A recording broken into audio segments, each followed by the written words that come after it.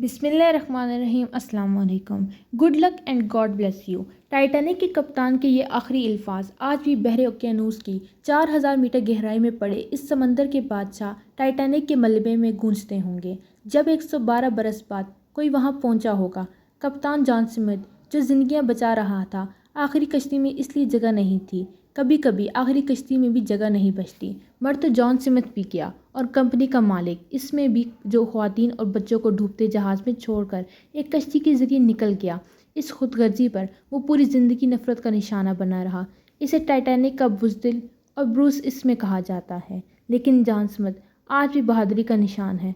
मर तो हम सब ने भी जाना है, तो क्या गलत है हम 112 बरस पहले एक तारीख की खोज में डूब जाएं और तारीख का हिस्सा बन जाएं। इस अमीर बाप बेटे ने 15 करोड़ में मौत नहीं, तहकीक खरीदी थी, खुशी खरीदी थी। ये लोग एक तारीख की खोज में मरे हैं। ये अजीब लोग थे जो खुशी के लिए मरे हैं। खुदा हाफिज ए हसीन बाप बेटा, तुम हमें याद रहोगे जब भी हम अपनी कुव्वत खरीद के मुताबिक खुशी खरीदेंगे। करोड़ों रुपए में बारूद खरीदने वाले खुशी के खरीदारों पर उमड़ पड़े हैं।